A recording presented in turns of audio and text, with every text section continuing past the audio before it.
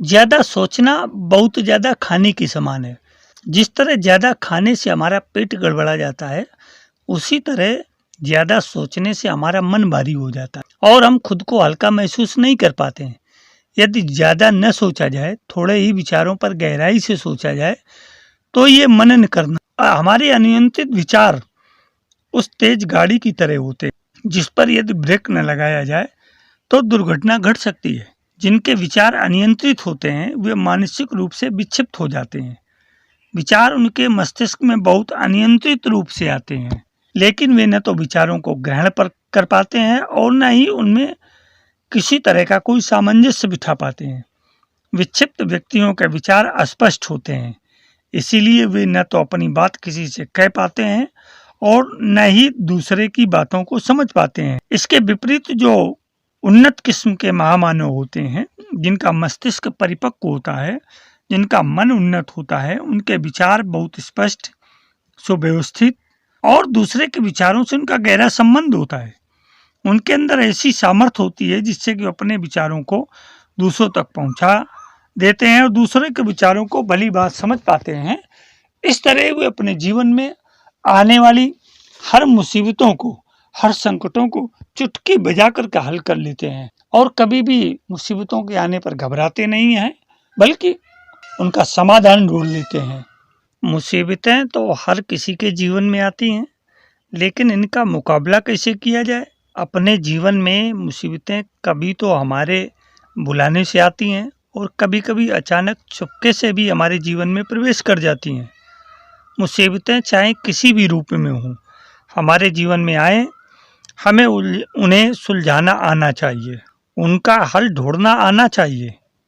अन्यथा मुसीबतें हमें अपनी गिरफ्त में ले लेती हैं और हम फिर उनके समक्ष असहाय सा महसूस करते हैं। जिस तरह बिल्ली के समक्ष उसका शिकार चूहा जैसे ही उपस्थित होता है, तो चूहे के लिए बिल्ली एक बहुत बड़ी मुसीबत होती है जो उसके प्राण ले सकती है। यदि चूहा बिल्ली के समक्ष असहाय महसूस करता है, अपने होश हवास खो देता है, तो वह उसका ग्रास बन जाता है। लेकिन यदि चूहा अपने होश हवास के साथ भागने का प्रयत्न करता है, बचने का प्रयत्न करता है, बिल्ली से दूर जाने का प्रयत्न करता है, तो वह इस प्रयास में अपने प्राण भी बचा सकता है। चूहे में वह सामर्थ्य होती है कि वह बिल्ली से भागकर अपने प्राण बचा सकता है, लेकिन जब वह बिल्ली के समक्ष आत्मसमर्पण कर देता है, अपनी असमर्थता को प्रकट कर देता है, तो फिर वह कुछ नहीं कर सकता। और यदि उसे अपनी सामर्थ्य पर भरोसा होता है, तो वह भागने में भी सफल हो सकता है। मुसीबतें भी हमारी जिंदगी में इसी तरह कभी अचानक आ जाती हैं, तो हमारे गले का फंदा बन जाती हैं। यदि उस समय हम अपने होश हवास खो देते हैं, असहाय हताश महसूस करते हैं, तो वो हमें अपनी गिरफ्त में ले लेती हैं। लेकिन यदि हम उनका डटकर मुकाबला करते हैं, तो वे अपने कदम पीछे हटाने के लिए मजबूर हो जाती हैं और अंततः हमारे जीवन से पलायन भी कर जाती हैं। मुसीबतों के समय मन में किसी भी तरह की नकारात्मकता को प्रश्रय नहीं देना चाहिए, बल्कि सकारात्मकता के साथ बने रहना चाहिए और इसके लिए सकारात्मक चिंतन बढ़ाने वाली पुस्तकों को पढ़ना चाहिए। अच्छे लोगों के साथ अच्छी समाज में उठना बैठना चाहिए और तो अपना तालमेल बढ़ाना चाहिए। पॉजिटिविटी बढ़ाने वाली वीडियो देखना चाहिए, अनुभवी लोगों से सलाह लेनी चाहिए और वे सभी उपाय करना चाहिए जो हमारे सकारात्मक चिंतन को बढ़ाएं। इन प्रयासों में ही हमें अपनी मुसीबतों को दूर करने का उपाय मिल जाएगा और हमारी आधे से ज्यादा समस्या स्वतः दूर होती चली जाएगी। मुसीबतों के समय अपनी दिनचर्या की शुरुआत नए ढंग से करें, क्योंकि यदि बीते हुए दिन की असफलता व निराशा को हम पकड़े रहेंगे, तो हम अपने नए दिन को भी व्यर्थ कर देंगे। इसलिए बीते हुए दिनों के बारे में सोचते हुए समय व्यर्थ करने से अच्छा है कि हम अपने आने वाले समय को बेहतर बनाने के विषय में सोचें। बीते हुए दिनों से हम सबक ले सकते हैं, लेकिन उनके बारे में हर पल सोचकर दुखी होकर हम आगे नहीं बढ़ सकते हैं। ना हमारी प्रगति हो सकती है, उत्थान भी नहीं हो सकता है और हम कुछ भी प्राप्त नहीं कर सकते हैं। महावीर स्वामी के अनुसार उन्होंने एक बार कहा था कि किसी दूसरे ने हमें सुखी या दुखी कर दिया। हाँ, दूसरे लोग सुख या दुख में निमित्त जरूर बन सकते हैं, किंतु अध्यात्म जगत में निमित्त कर्ता नहीं होता। जैसे पत्थर से ठोकर लगे और हम गिर जाएं तो पत्थर निमित्त होता है, किंतु गिरने और दुख पाने के कर्ता हम स्वयं होते हैं, क्योंकि हम होश पूर्वक नहीं चल रहे। ऐसे में अगर पत्थर को दोष दिया जाए तो ऐसा दोष देने वाले को अज्ञानी ही कहा जाएगा। अतः गहराई से देखें तो हमारे पूर्वकृत कर्म ही हमारे वर्तमान सुख दुख के निमित्त हैं। असली कर्ता और भोक्ता तो हमारा चेतन स्वभावी आत्म तत्व ही है। हमारी असफलताएं ही हमारे जीवन में मुसीबतें लेकर आती हैं, और इन असफलताओं का कारण हमारी कुछ खामियां व कमियां होती हैं, जिन्हें दूर करना बहुत जरूरी होता है। लेकिन इन कमियों पर ही सोचते रहने के बजाय यदि हम अपनी खूबियों पर भी ध्यान दें और उन्हें और विकसित करें तो हम ज़्यादा अच्छे से अपनी मुसीबतों को दूर कर सकते हैं। जीवन के प्रति सकारात्मक दृष्टिकोण यही है कि हम अपने जीवन की ज़्यादातर अर्थात 80% खूबियों के बारे में सोचें, न कि 20% कमियों के बारे में। यदि हम अपने जीवन की 20% कमियों को दूर करने के पीछे लगेंगे तो अपनी बहुत सारी ऊर्जा को व्यर्थ कर देंगे। उसके बजाय यदि हम 80% खूबियों को सुविकसित करने में लगेंगे तो धीरे धीरे 20% की कमियों को भी दूर कर पाएंगे और 100% के लक्ष्य को प्राप्त कर पाएंगे। मुसीबतों की घड़ियों में जूझते समय धैर्य की बहुत आवश्यकता होती है। धैर्य के अभाव में हमारे आधे से अधिक प्रयास व्यर्थ व निरर्थक हो जाते हैं। हमारे प्रयास तभी सफल होते हैं जब धैर्य के साथ सही समय पर वे कदम उठाए जाएं जो हमारे लिए जरूरी हैं।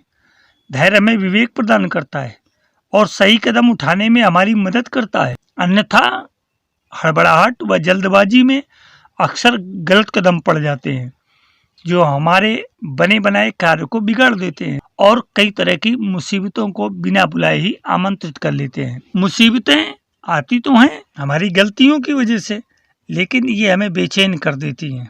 मुसीबतें आती तो हैं हमारी गलतियों की वजह से, लेकिन ये हमें बेचैन कर देती हैं। हमें बेहोशी से होश में लाती हैं, हमारी कमियों को उजागर करती हैं और कठिन प्रयास करने के लिए प्रेरित करती हैं।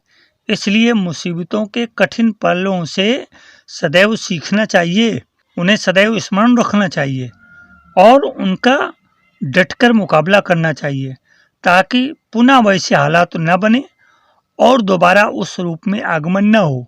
जब भी हमारे सामने कोई मुसीबत आती है तो हम यही सोचते हैं कि इन हालातों से निपटने के लिए हमें अपने अंदर कोई नया गुण विकसित करना होगा, कोई नई तरकीब सोचनी होगी।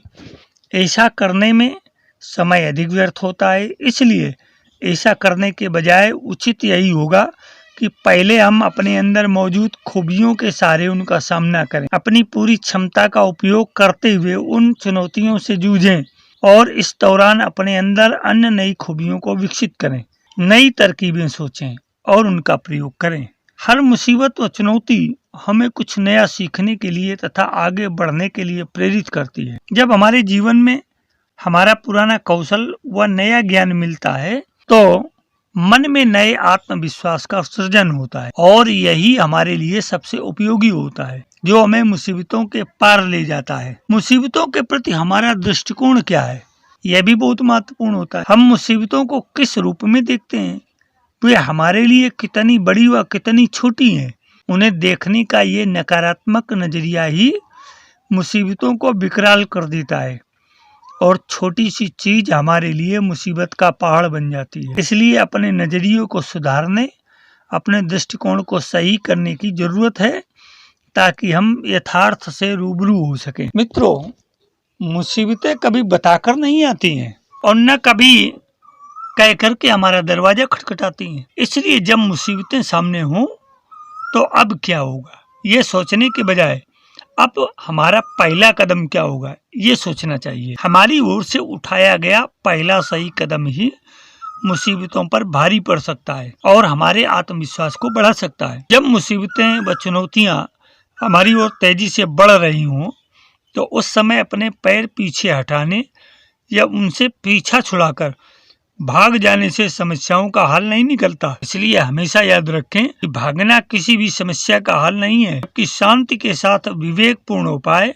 हमारा साहस, धैर्य और हमारी सक्रियता ही वे उपाय हैं जो हमें मुसीबतों से जूझने में मदद करते हैं और उन पर विजय दिलाते हैं। इसलिए मुसीबतों और मुश्किलों से डर कर नहीं, बल्कि डटकर मुकाबला करना हमें आना ही चाहिए।